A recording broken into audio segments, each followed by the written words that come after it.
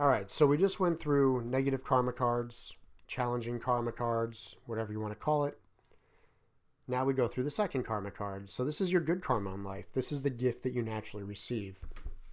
You could call this card a soul gift. You can call it positive karma, whatever you want to call it, but it's good. You get it naturally. You're born with this gift. So you receive the high expression of the card naturally. So if you were born with a 3 of clubs karma card that was positive, you'd be a really good writer. You'd be really creative. You wouldn't have a lot of indecision or anxiousness or worry. You would receive all the positive creative traits of this card. And in this case, the person who is your second karma card or positive karma, they owe you because you are their first karma.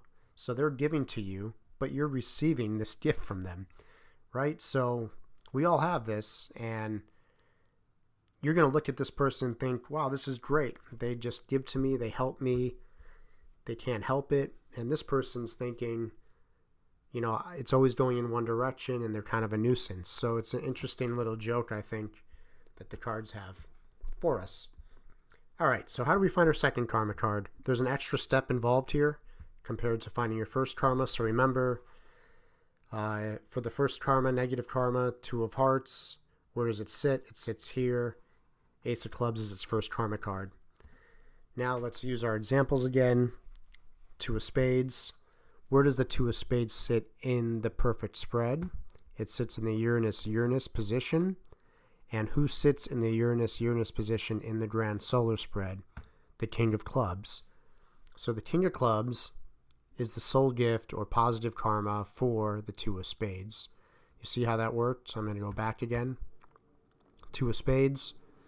Where is it on the perfect spread? It's right there in the Uranus-Uranus spot.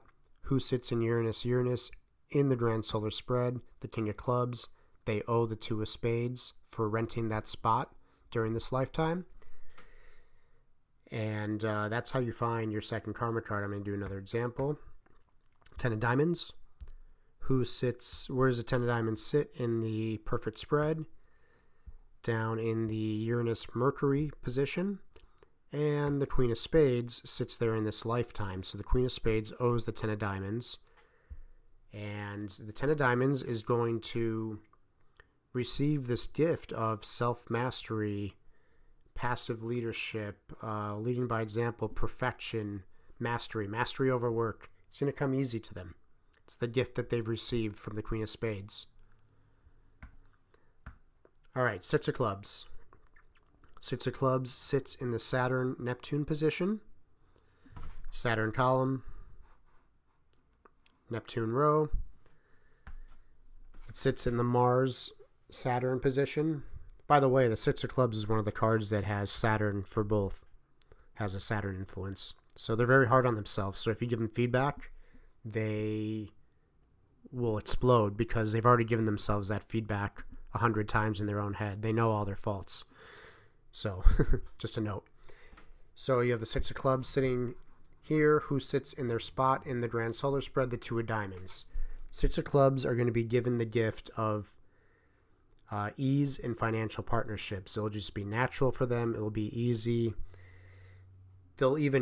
These partnerships will even come to them. Like they won't even have to initiate anything. It's just something that occurs naturally. It's a gift they're given.